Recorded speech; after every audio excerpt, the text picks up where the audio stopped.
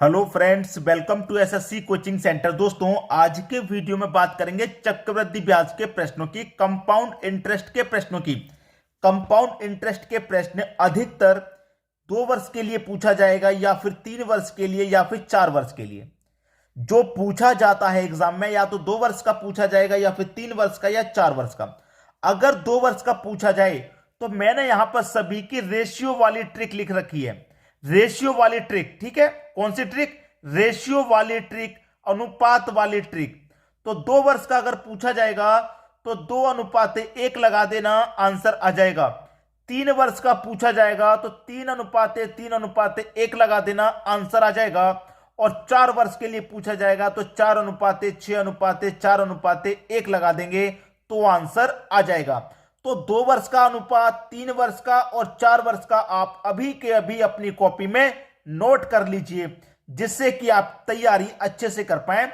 2 वर्ष का और 3 वर्ष का और 4 वर्ष का ही अधिकतर एग्जाम में पूछा जाता है। तो यह आज आपका क्लियर हो जाएगा। प्रश्न कर लेते हैं, प्रश्नों से सारे डाउट क्लियर हो जाएंगे। ठीक है दोस्तों, अब देखते हैं प्रश्न।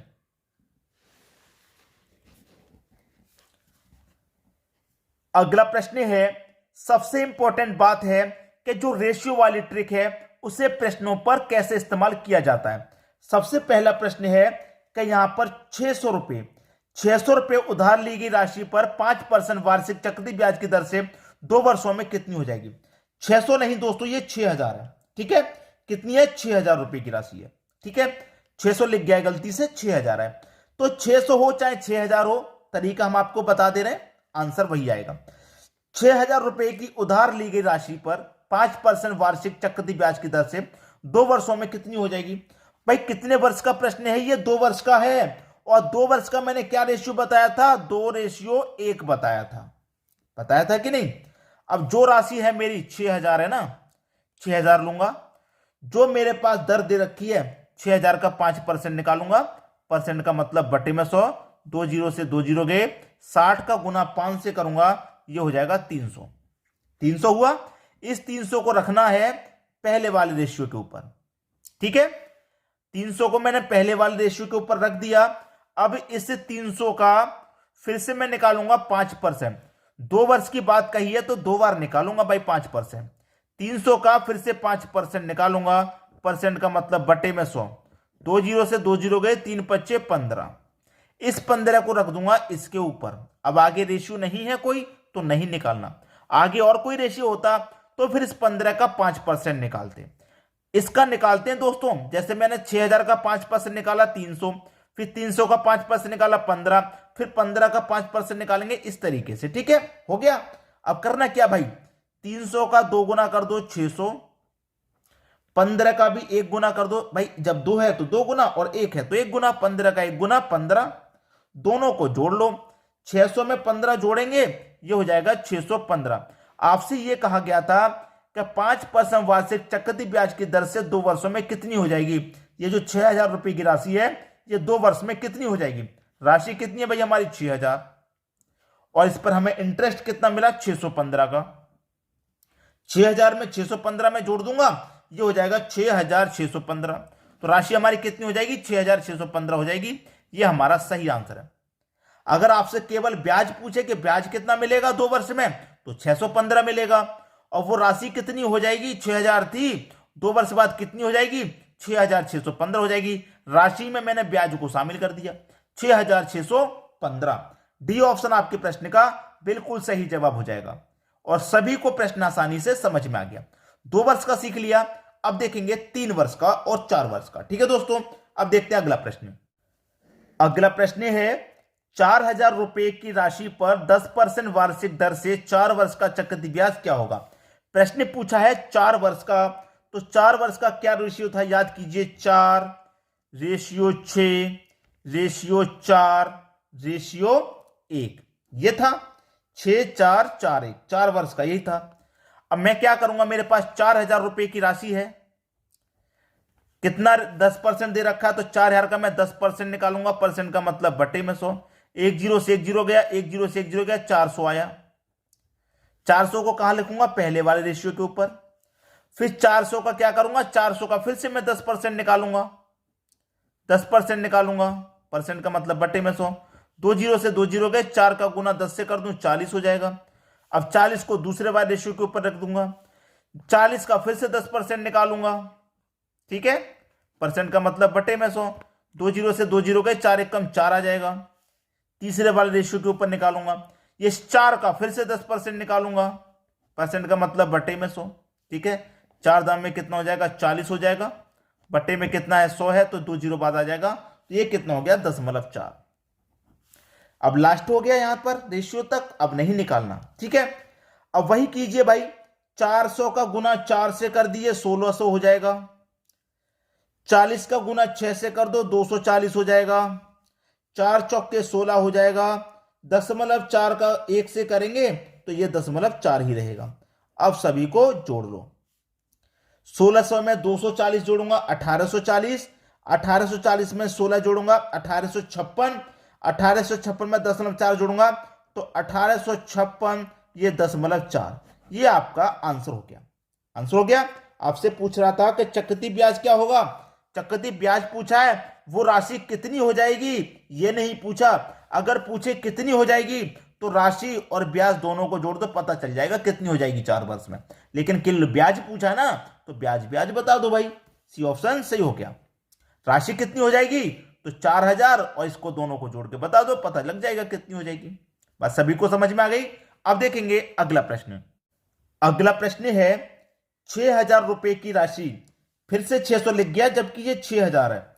6000 रुपए की राशि 5% वार्षिक चक्रवृद्धि ब्याज की दर से 3 वर्षों के लिए जमा की जाती है। 3 वर्षों तथा 2 वर्षों के ब्याज का अंतर क्या होगा? भाई बहुत घुमा के प्रश्न दे दिया। 3 वर्ष और 2 वर्ष के ब्याज का अंतर पूछा है, तो क्या करना भाई, आपको 3 वर्ष का रेशियो लिख लेना। तो 3 वर्ष का रेशियो क्या था, 3:1 था, ठीक है। 2 वर्ष का रेशियो लिख लीजिए, 2:1 है। आप करेंगे क्या, अंतर ही तो पूछा, 3 वर्ष का और 2 वर्ष का अंतर ही तो पूछा है, तो जो 3 वर्ष का रेशियो है और 2 वर्ष का रेशियो, इनका अंतर कर लो।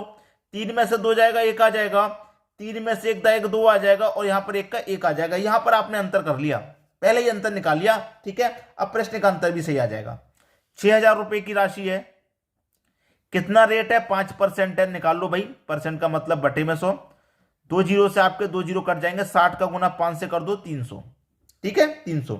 300 आ जाएगा, 300 का रख दीजिए, यहां रख दो भाई ऊपर 300, ठीक है, कोई बात नहीं।